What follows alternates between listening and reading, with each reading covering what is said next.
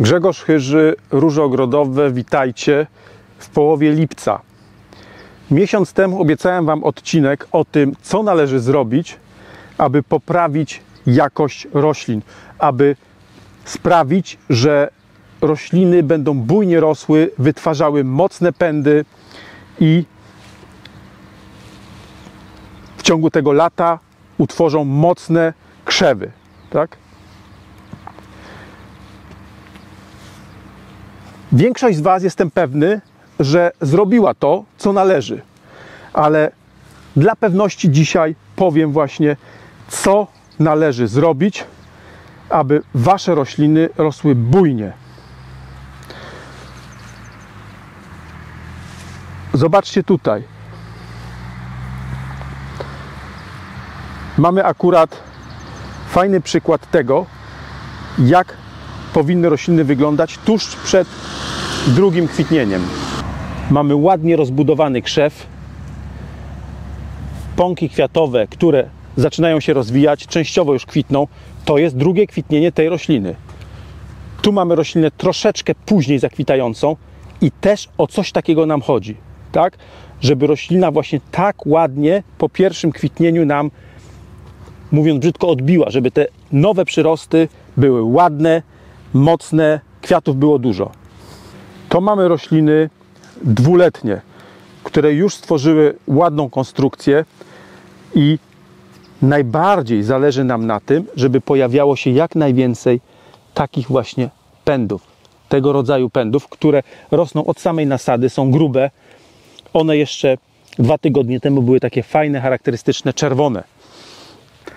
Ale tutaj stoimy przy różach, które były sadzone bardzo wczesną wiosną, można powiedzieć w zimie, bo to był styczeń, czyli mamy do czynienia z jednorocznymi różami. Wiele takich róż macie w ogrodzie. To wszystko, co kupowaliście jesienią lub wiosną tego roku, to mniej więcej powinno wyglądać tak jak tutaj. I fajnie, bo mamy 3 rośliny tej samej odmiany, wyglądające zupełnie różnie. Ta wygląda najlepiej, ta wygląda całkiem dobrze, a ta jest po prostu najmniejsza. I to jest normalna sprawa. Tak się może dziać. I teraz tak, zależy nam na tym, żeby zapewnić tej roślinie optymalne warunki wzrostu. Roślina rośnie optymalnie wtedy, kiedy część nadziemna pracuje optymalnie i wtedy, kiedy system korzeniowy pracuje optymalnie. Więc musimy się skupić na tych 2 aspektach. Na co musimy zwrócić uwagę? Jeśli chodzi o część nadziemną, to sprawa jest dosyć prosta. Musimy po prostu sprawić, żeby rośliny były zdrowe. Czyli nie powinniśmy dopuścić do tego, że liście nam spadną z jakiegokolwiek powodu. Czy to z powodu mączniaka rzekomego, czy to z powodu czarnej plamistości, czy to z powodu przędziorka, bo też tak się może zdarzyć. Czyli powinniśmy dbać o to, żeby liście były zdrowe. I to jest stosunkowo proste.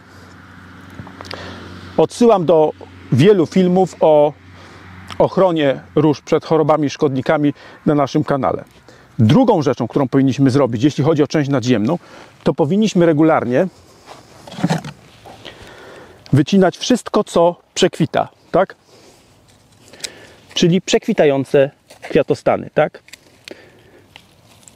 Bardzo wiele filmów było o cięciu i mówiąc najkrócej, nieważne, gdzie to przytniecie, nieważne, czy przytniecie w połowie pędu, czy tuż pod przekwitniętym kwiatostanem.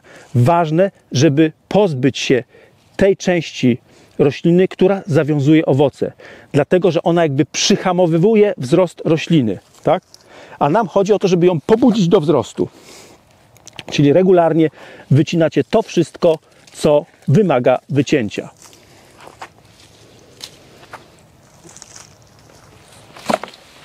I w zasadzie, jeśli chodzi o część nadziemną, to jest wszystko, co mamy zrobić.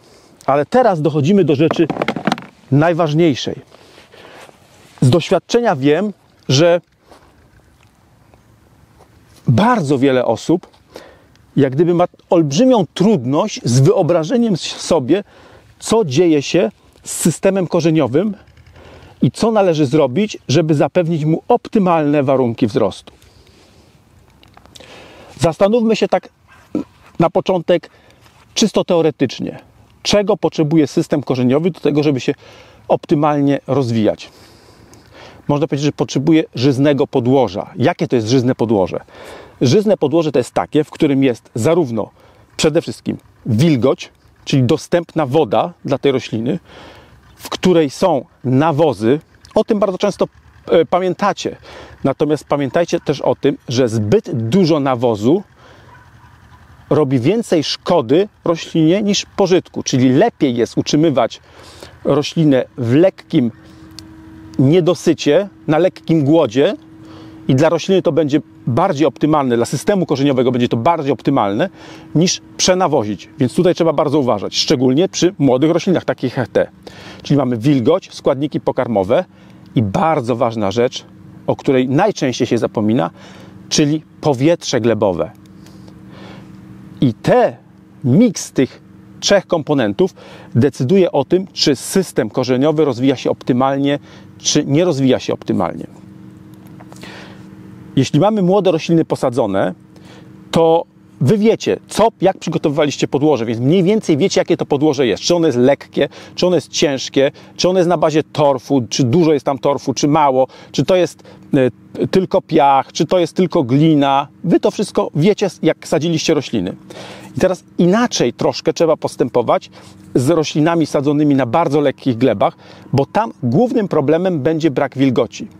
Troszkę inaczej trzeba postępować na glebach ciężkich, bo tam głównym problemem może być brak powietrza w podłożu. Więc nie ma takiej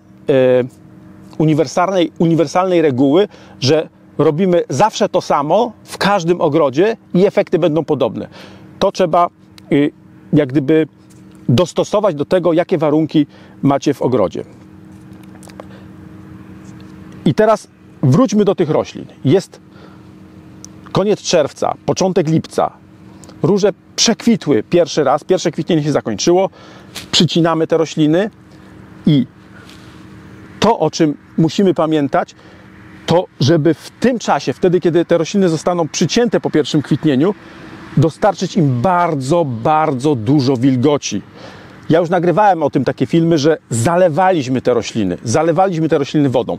Tutaj tego nie robiliśmy, dlatego że przychodziły gwałtowne ulewy, mocne ulewy, które powodowały głębokie nasiąkanie wodą i nie było to konieczne, takie zalewanie, podlewanie z konewki czy z węża tych roślin, więc one tu nie były w tym roku podlewane.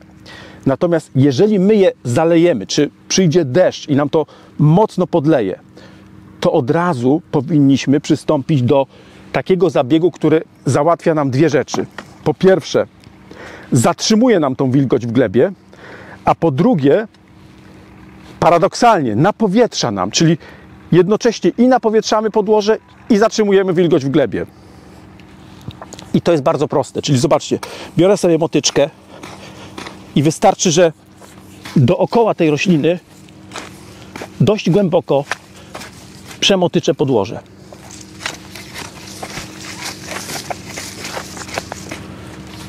To samo zrobię tu przy tej mniejszej roślince. O, zobaczcie, wystarczy, że tylko zrobicie tyle na szerokość motyczki.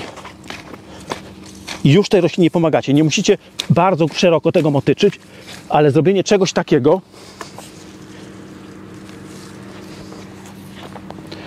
to jest najlepsza rzecz, jaką możecie zaoferować różom o tej porze.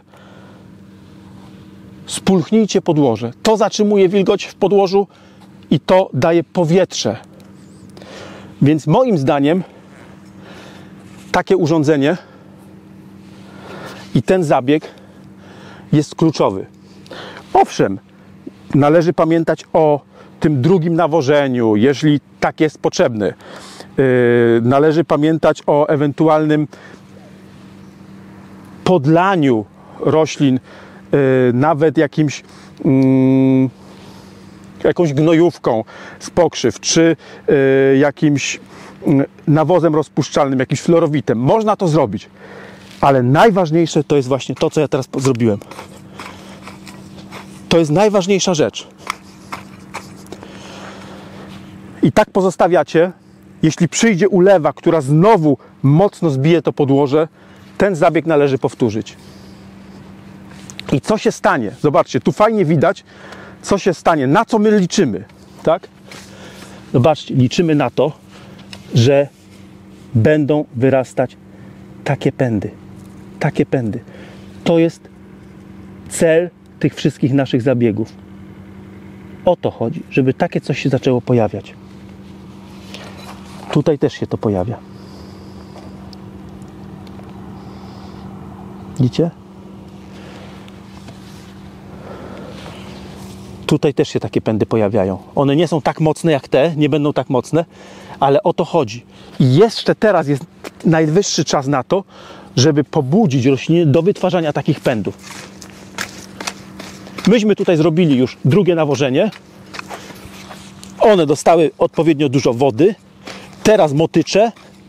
I dzięki temu, że pozostawię te rośliny tak, to kolejny deszcz, nawet jak on będzie niewielki, to ta woda lepiej wsiąknie w to podłoże, czyli dostarczę roślinie więcej potrzebnej, życiodajnej wody w system korzeniowy, niż gdybym pozostawił ziemię taką.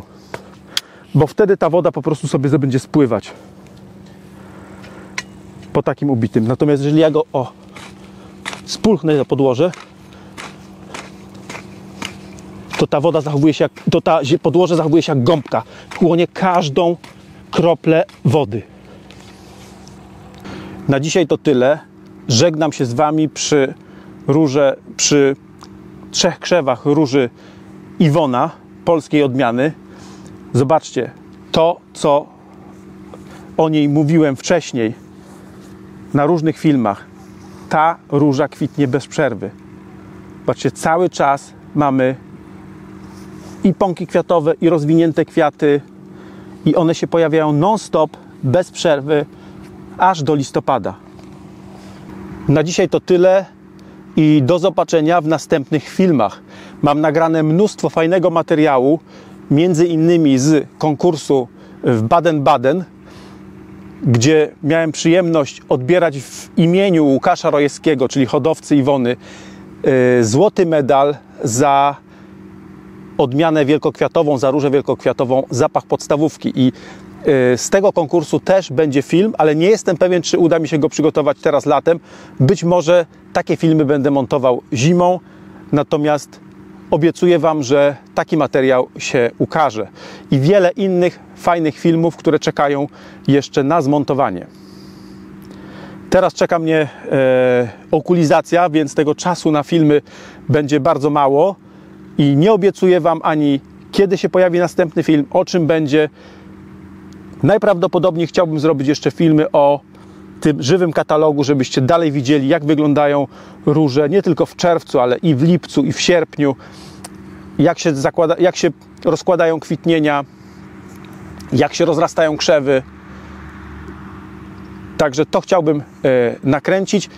I jeszcze chciałbym pokazać Wam parę nowości ze szkółki, które teraz są w optymalnej formie. Fajnie widać te najnowsze odmiany, które dopiero pojawią się w naszej ofercie. Także myślę, że to będzie pierwszy film, który się pojawi. Nie wiem kiedy. Materiał muszę nakręcić już teraz, a kiedy on się ukaże, to zobaczymy. Do zobaczenia.